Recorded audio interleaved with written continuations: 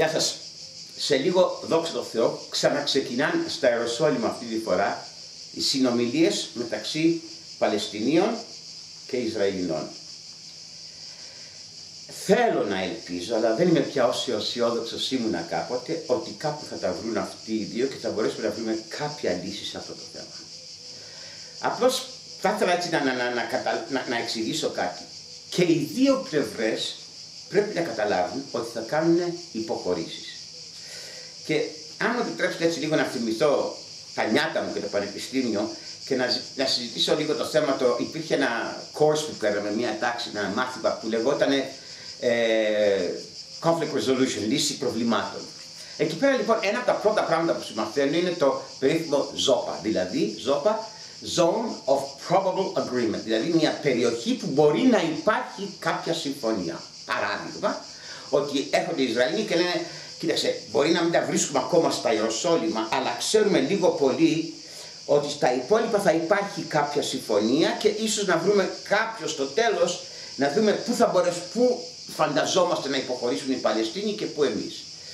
Παράδειγμα, από την πλευρά των Παλαιστινίων, εάν ας πούμε θα επιμείναν ότι εμείς για να συνεχίσουμε τις συζητήσεις θέλουμε να υπάρχει ντε και καλά διεθνής παρουσία στις συναντήσεις μεταξύ Ισραήλ και Παλαιστινίων, το πιθανότερο είναι ότι το Ισραήλ θα πει όχι, διότι οτιδήποτε μας επιβληθεί εκ των έξω, δεν πρόκειται να το δεχτεί ο Ισραηλινός λαός. Εμείς θέλουμε απευθείας διαπραγματεύσεις.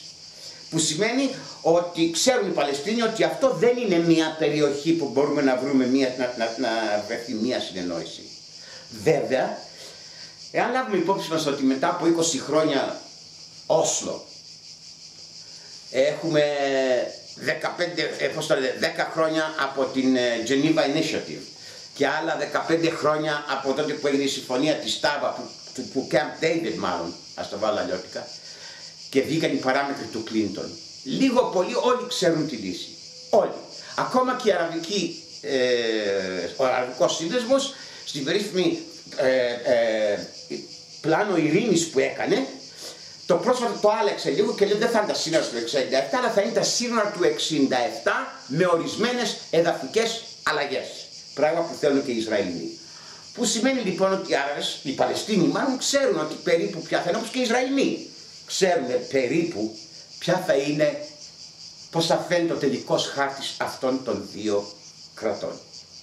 Βέβαια στο ίδιο μάθημα που λέγαμε αυτό υπάρχει και αυτό που λέγεται BOPA, δηλαδή το Better Agreement Alternative. Δηλαδή, ωραία, εάν αποτύχει πρέπει να λάβουμε υπόψη μας, όταν κάνουμε μια συνεννόηση λέγανε, η θεωρία λέει, ότι θα πρέπει να λάβουμε υπόψη μας ποια είναι η καλύτερη εναλλακτική λύση σε περίπτωση που αυτό αποτύχει. Γιατί το λαμβάνουμε υπόψη μας, διότι αν η εναλλακτική λύση, η καλύτερη που έχουμε, είναι κακή, θα πρέπει οπωσδήποτε να βρούμε μια λύση που να συμφέρει, να γυρίσουμε ίσως για πραγματεύσεις. Και φυσικά καταλαβαίνετε ότι η καλύτερη λύση, ή μάλλον αν θέλετε, η καλύτερη εναλλακτική λύση και για τους δύο λαούς είναι η χειρότερη που μπορεί να υπάρχει. Διότι θα συνεχίσουν να υπάρχουν βιαιότητες, οι Παλαιστίνοι θα συνεχίσουν και δικαίως, επαναλαμβάνω, να ζητάνε το δικό τους το κράτος. Οι Ισραηλινοί κάθε τόσο θα αναγκάζονται να κάνουν κόσμο σε είτε αυτό λέγεται βόμβες αυτοκτονίες, είτε αυτό λέγεται επιχειρήσεις αντιπίνων, είτε.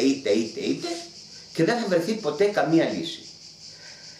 Ελπίζω ότι κάποια στιγμή και στις δύο ομάδες αυτές θα υπάρχει ένας, αν όχι πρωτοετής αυτού του μαθήματος, ένας καθηγητής αυτού του μαθήματος, μάλλον τα βάλα ανάποδα. Αν δεν θα υπάρχει ένας καθηγητής και από τις δύο πλευρές, θα υπάρχει ένας φοιτητής, τέλος πάντων, πρωτοετής, δευτεροετής, που απλώς να τους θυμίζει αυτά τα δύο βασικά, αν θέλετε, στοιχεία μιας συνεννόησης.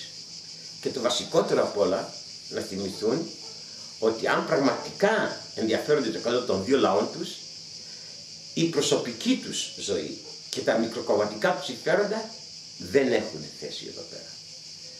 Θα μου πεις, δηλαδή μπορεί και να φτάσω στο θάνατο, τι να κάνουμε ρε μάγκες, εσείς θέλατε να διοικείτε, θα τα παραλάβετε και αυτά. Είναι μέσα στους κανόνες του παιχνιδιού, προκειμένου να σωθούν οι δύο λαοί σας. Αυτά και ο Θεός τα βάλει, αν υπάρχει. Που δεν υπάρχει, ας βάλει το χέρι του, είτε αυτό λέγεται Μωάμεθ, είτε αυτό λέγεται Ιεχωβά. Γεια χαρά.